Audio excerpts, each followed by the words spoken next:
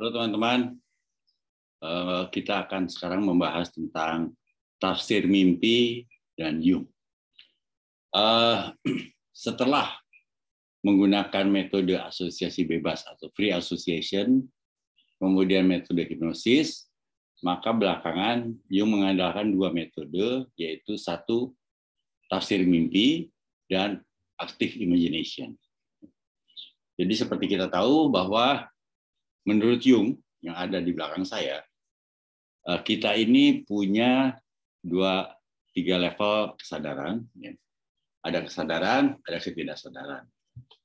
Nah, ketidaksadaran itu lebih kuat daripada kesadaran, lebih besar. Jadi kalau gunung es itu kesadaran itu hanya kecil, seperti kita tahu kan, sudah sering kita bahas. Ketidaksadaran jauh lebih besar, lebih banyak muatannya, dan yang lebih penting, ketidaksadaran itu lebih tahu daripada kesadaran. Tahu tentang apa yang sedang terjadi, bahkan tahu apa yang akan terjadi. Nah, mimpi adalah produk dari ketidaksadaran. Nah, peran mimpi apa yang kita alami itu? Punya dua peran besar. Yang pertama adalah mimpi bisa memberikan pesan, usulan atau proposal, katakan begitu ya, terhadap problem-problem yang sedang kita hadapi. Misalnya, kita menghadapi sebuah kecemasan, kita menghadapi sebuah konflik yang berat, yang membuat kita sulit membuat keputusan, maka bisa jadi mimpi itu akan menawarkan, inilah jalan keluarnya. Tentunya dilakukan melalui simbol-simbol yang harus ditafsirkan bersama dengan orang yang memahaminya. Yang kedua, bisa juga mimpi itu malah memberikan semacam inspirasi atau pertanyaan pada kita untuk kita renungkan, kita kontemplasikan untuk memahami apa yang sedang terjadi pada diri kita. Nah, di dalam jenis yang lain itu ada yang namanya mimpi atau prophetic dream ya, mimpi prophetic ya.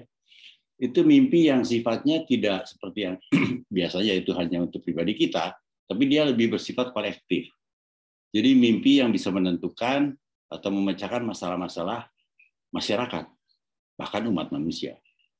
Itu mimpi prophetic namanya, dream, prophetic dream. Namun yang memiliki mimpi itu adalah orang-orang yang chosen atau terpilih, dan biasanya orang-orang yang dianggap suci. Kurang lebih begitu. Sekarang kita lihat perannya mimpi dalam terapinya Jung.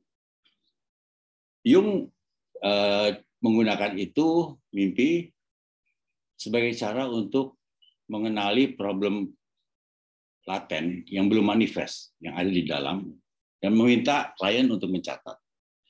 Reaksi klien itu biasanya begini, sama seperti kita lah ya. Saya jarang mimpi, atau malah saya tidak pernah mimpi. Kurang lebih begitu pesan pertama ya, atau ucapan pertama ya. Padahal berdasarkan riset dari National Sleep Foundation di Amerika, setiap orang itu rata-rata mimpi 4-6 kali dalam semalam. Tapi tidak ingat. Kenapa tidak ingat? Memang karena tidak punya niat untuk mengingat. Jadi kalau di dalam terapi Jungian itu diminta sang klien untuk berniat mengingat, ya, jadi mengafirmasi dirinya bahwa saya ingin bermimpi dan kemudian saya akan mencatatnya. Itu biasanya pada saat bangun, ingatan tentang mimpi itu terekam dan bisa segera dicatat dan kemudian didiskusikan bersama sang terapis. Sebagai catatan bahwa mimpi itu ada yang bisa memberikan jawaban langsung, ya, tapi ada juga yang sifatnya berseri. Dan umumnya setiap mimpi muncul tentu dalam bentuk drama ya, yang penuh simbol-simbol. Di dalam drama itu yang menjadi aktor ya sang pemimpi sendiri, baik sebagai pengamat dalam mimpi itu, penonton suatu kejadian, atau juga pelakunya. Tapi skrip dan segala macamnya yang berkaitan dengan drama itu, atau katakan film begitu, itu adalah produk dari ketidaksadaran. Satu lagi bahwa mimpi itu harus berkaitan dengan realitas kehidupan yang bisa alami oleh sang pemimpi pada saat itu.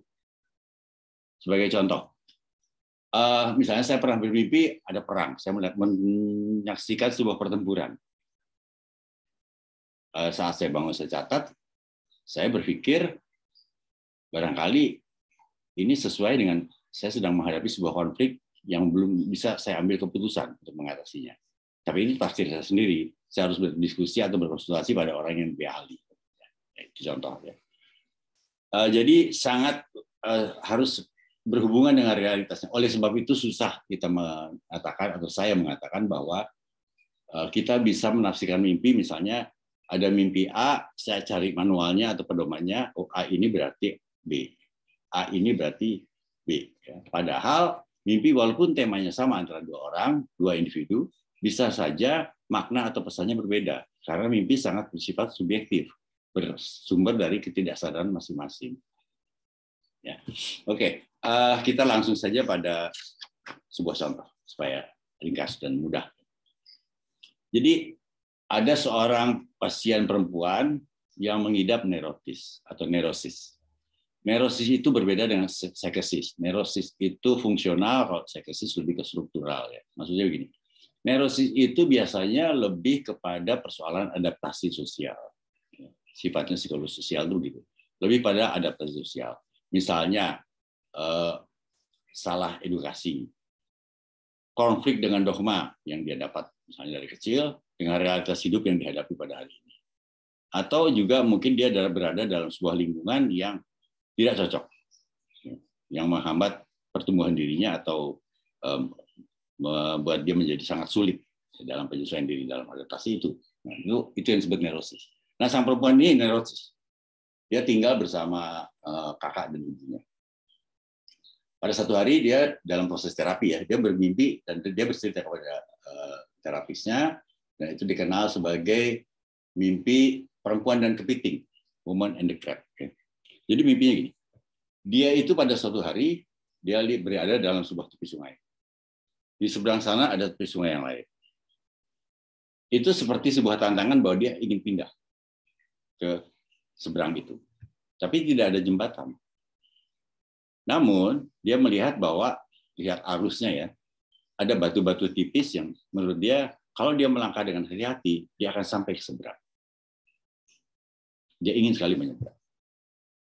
Maka dia mulai masukkan kakinya, dia berjalan perlahan-lahan, namun belum sampai ke tengah itu sungai, tiba-tiba ada seekor kepiting yang besar sekali, dengan capit yang besar sekali, mencengkeram kakinya, betisnya, dan tidak melepaskannya. Perempuan itu tidak bisa melanjutkan langkahnya. Kalau dia cabut kakinya, dia tarik kakinya, maka dia akan luka. Nah, sampai di situ mimpi itu berhenti. Kemudian dia ceritakan pada sang terapis mimpi yang dialami, kemudian dibahas bersama, dan diambil kesimpulan bahwa kepiting itu sebetulnya adalah simbol dari kecemasan yang terlalu besar, juga sebab-sebabnya itu, dan dia punya keinginan untuk pindah dari tempat tinggalnya itu kepada tempat tinggal yang baru atau hidup lebih mandiri, tapi sebetulnya dia belum siap. Oleh sebab itu, oleh sang terapis disarankan untuk menunda dulu keputusannya dan tunggu proses itu biar berlangsung dulu, tunggu mimpi yang lain atau lakukan imajinasi aktif atau active imagination yang akan kita bahas dalam sesi-sesi yang lain. Kurang lebih begitu, teman-teman. Jadi mimpi memberikan pesan, mimpi memberikan solusi, mimpi memberikan inspirasi, namun harus ditafsirkan secara personal bersama orang yang mengerti mengenai mimpi itu. Mimpi sangat penting dalam psikodinamika, dalam psikoanalisis dan psikologi analitik. Ya.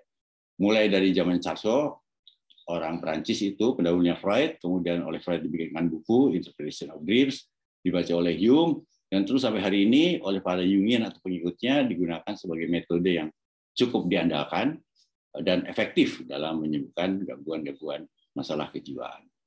Demikian teman-teman, terima kasih, salam.